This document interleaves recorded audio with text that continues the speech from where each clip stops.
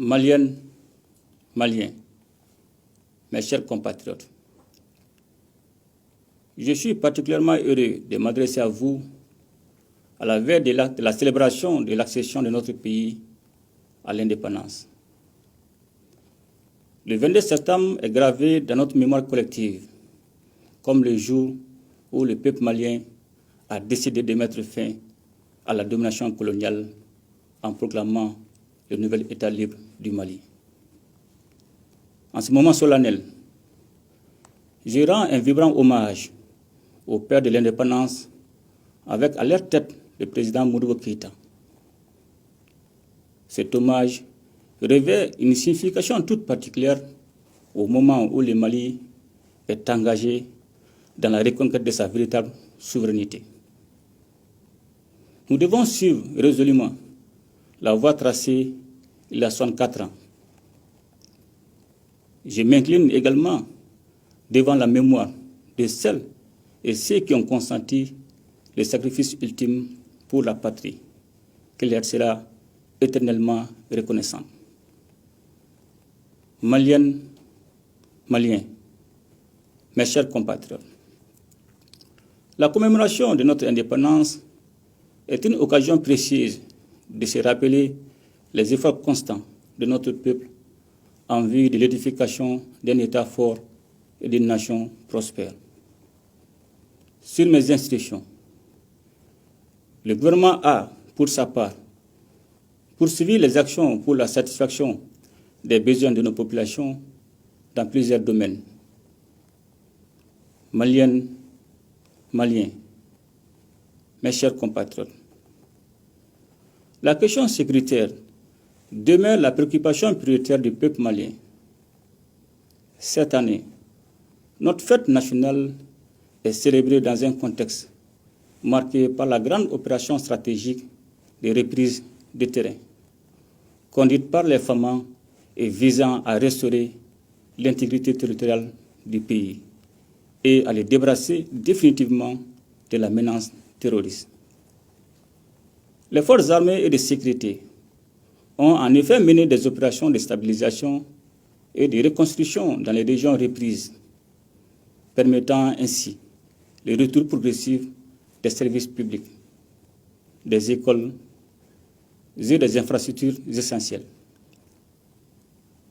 Ces succès remarquables résultent de la coordination des opérations militaires et du redéploiement des forces à Ber, Tessalit, Anefis, Kidal et Aguelok. Les attaques terroristes survenues le mardi 17 septembre dernier nous rappellent, une fois de plus, l'impérieuse nécessité de demeurer vigilant et de maintenir une posture opérationnelle exemplaire en toutes circonstances. En m'inclinant devant la mémoire des innocents lâchement assassinés lors de cette agression barbare, j'adresse également mes vœux de prompt rétablissement aux blessés et salue le professionnalisme des forces d'intervention. Maliennes, Maliens, mes chers compatriotes, les efforts d'investissement continuent dans le cadre de l'acquisition d'équipements militaires et de réformes pour l'amélioration des conditions de vie et de travail des hommes, afin de renforcer les capacités opérationnelles des forces armées et de sécurité. Par ailleurs, la mutualisation des capacités et le soutien opérationnel dans le cadre de la Confédération des États du Sahel se poursuivent. Maliennes, Maliens, mes chers compatriotes, dans le but de renforcer la confiance entre les citoyens et les institutions, notamment l'institution judiciaire, notre justice s'est largement adaptée au contexte de lutte contre l'impunité avec la création de nouvelles structures. La mise en œuvre de réformes majeures, comme la relecture du Code pénal, du Code de procédure pénale, ainsi que l'adoption par le Conseil des ministres du projet d'ordonnance portant statut de la magistrature, vise à rendre la justice plus efficace accessible et respectueuse des droits des citoyens. Maliennes, Maliens, mes chers compatriotes, je salue la résilience du peuple malien qui reste digne malgré un contexte économique difficile. Les autorités de la transition travaillent inlassablement pour améliorer les conditions de vie de l'ensemble de nos concitoyens. Cependant, il est important de rappeler que notre économie subit l'impact des crises sécuritaires qui ont conduit à l'augmentation des dépenses militaires au détriment d'autres secteurs. Malgré ces défis, notre pays a maintenu une gestion efficiente des finances publiques, maîtrisant l'inflation en dessous de la norme communautaire de 3%. Au 31 juillet 2024, les recouvrements effectués par les structures de recettes se sont établis à 1 291 milliards de francs CFA. Dans le même temps, le Trésor a mobilisé sur le marché financier régional un montant total de 479 milliards de francs CFA afin de financer le déficit du budget d'État, malgré un contexte caractérisé par une augmentation des coûts de financement et une tension de liquidité dans l'UEMOA. Toutes choses qui témoignent de la confiance des investisseurs en la signature du Mali. Les ressources transférées aux collectivités territoriales s'élèvent à 440 milliards de francs CFA en 2024 contre environ 412 milliards de francs CFA en 2023, soit une hausse de 6,82%. Par ailleurs, pour assurer un approvisionnement correct du pays en produits de première nécessité à un prix maîtrisé, sur la période du 1er septembre 2023 au 31 juillet 2024, les exonérations des droits et taxes accordées aux cordons douaniers se sont chiffrées à plus de 274 milliards de francs CFA, soit 34,62% des recettes réalisées au cours de la période concernée. Je salue l'ensemble des acteurs qui contribuent aux efforts de développement économique, notamment ceux des secteurs rural, industriel, du commerce, des services et de l'artisanat. Maliennes, Maliens, mes chers compatriotes, en 2024, le recensement général agricole a été lancé, ouvrant la voie à la digitalisation des exploitations. Les aménagements hydro-agricoles se poursuivent pour exploiter durablement les potentiels des fleuves Niger et Sénégal. Le gouvernement renforce l'approvisionnement en intrants et réajuste le prix du coton graine et développe la recherche agricole pour améliorer les semences. Malgré les défis, des mesures sont prévues, dont la promotion des méthodes alternatives, l'élaboration d'une loi pour les investissements agricoles et la création de pôles agro-industriels. Ces actions témoignent de notre engagement pour un Mali agricole résilient et prospère.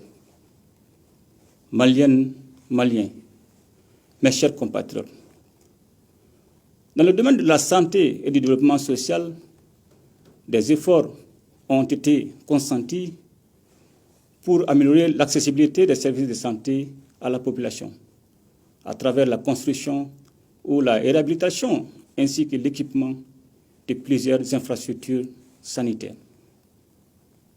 Par ailleurs, des actions de solidarité et de lutte contre l'exclusion ont été menées en direction de nos populations vivant dans la précarité ou frappées par des crises de diverses natures. Consciente du rôle de la jeunesse dans la construction nationale, les auteurs de la transition ne ménagent aucun effort pour qu'elle soit en bonne santé, bien formée et en l'amour de la patrie, et capable d'accomplir toutes les actions de développement et de défense de la patrie. Dans le domaine de l'éducation, l'État a consenti des efforts importants pour construire ou rénover des établissements d'enseignement fondamental et secondaire dont je salue la bonne organisation des examens de fin d'année. Au niveau de l'enseignement supérieur, la construction du centre d'intelligence artificielle et de robotique se poursuit. L'université de Sikasso a accueilli ses premiers étudiants. Des actions sont en cours pour l'opérationnalisation des universités de Gao, Tombouctou, Kayi et Bajangara. Maliennes, Maliens, mes chers compatriotes, dans le but de renforcer les capacités de nos structures publiques et d'améliorer l'offre des services rendus aux populations, il a été procédé, au titre de l'année 2023, au recrutement de 1417 agents. Également, 776 nouveaux fonctionnaires seront recrutés au titre de l'exercice budgétaire 2024. La formation professionnelle et la création d'emplois constituent également une priorité pour les autorités de la transition. C'est dans ce cadre que la stratégie nationale de l'entrepreneuriat au Mali, assortie d'un plan d'action quinquennal sur la période 2025-2029, a été adoptée. Une grande attention est accordée aussi à l'insertion socio-professionnelle des jeunes ruraux à travers le projet FIER 2.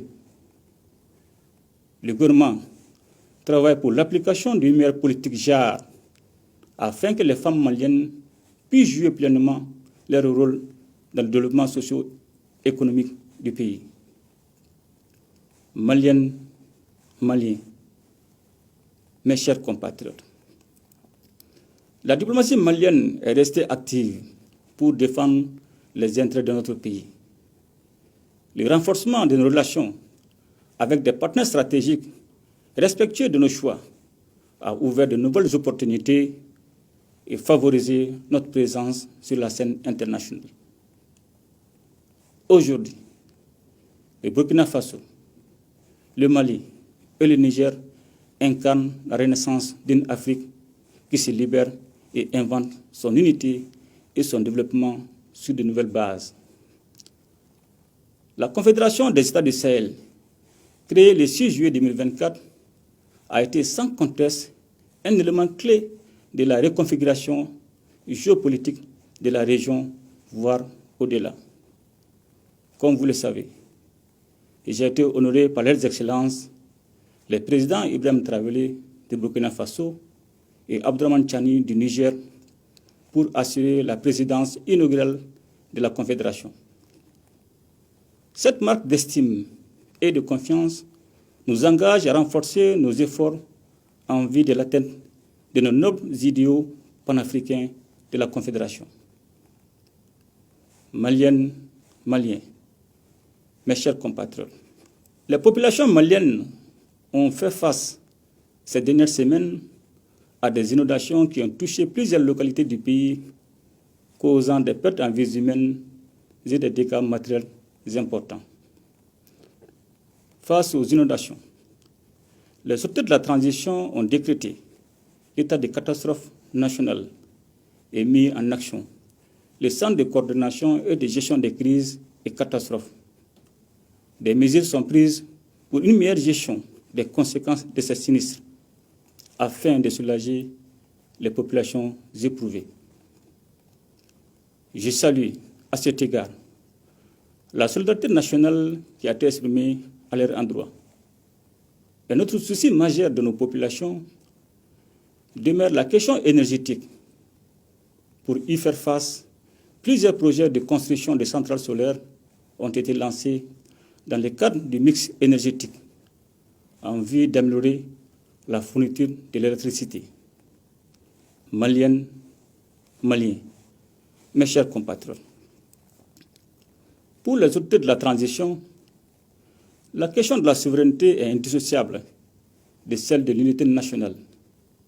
Le dialogue intermalien a démontré la volonté de notre peuple à résoudre ces problèmes de manière autonome.